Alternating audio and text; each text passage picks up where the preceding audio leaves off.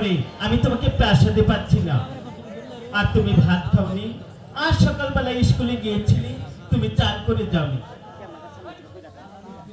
আমি জান, আমি সখীকে নিয়ে ওই ফুলবাগানে খেলা করতে গিয়েছিলাম। শোনো মা বেহুলা, বলো। তোমার মুখটা না মলিন দেখা যাচ্ছে, আসো আমি তোমাকে প্রাসাদে চান করিয়ে দেব। না। কেন? আমি প্রাসাদে স্নান করব না। তাহলে? আমি জান, তোমাকে একটি কথা বলি।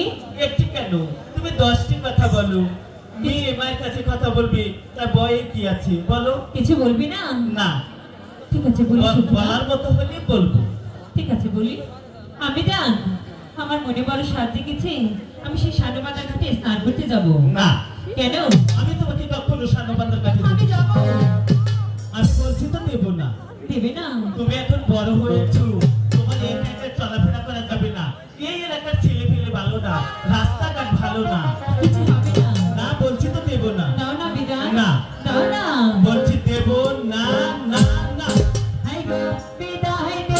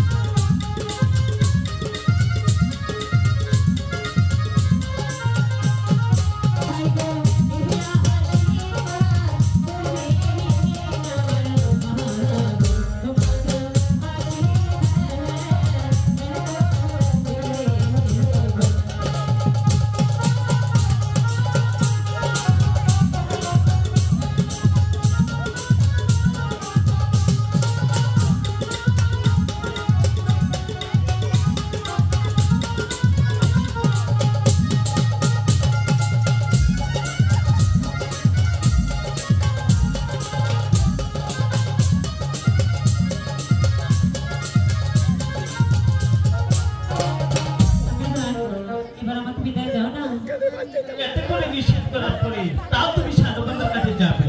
হ্যাঁ যাবো। শোনো মা বেহুলা, বলো। আমি তোমাকে একা যেতে দেব না। তাহলে? সাথে পঞ্চদাসী, পঞ্চসখী, তাদেরকে নিয়ে তোমার সানুবাজার কাছে যেতে হবে। ঠিক আছে, আমি তাদেরকে নিয়ে যাবো। দাসী, ওরে দাসী, একমাত্র মা বেহুলা মা, ও কিন্তু সাঁতার জানে না, ও ছোট মানুষ। আমি তো আছি। ঠিক আছে, তুমি সবসময় ওকে চোখে চোখে রাখবে। আচ্ছা ঠিক আছে রানীমা। মা বেহুলা, বলো। তোমার বাবা প্রাসাদে আসার আগে তুমি তাড়াতাড়ি ফিরে এসো। ঠিক আছে। আসলে আমরা সবাই একসাথে ভাত খাবো। ঠিক আছে।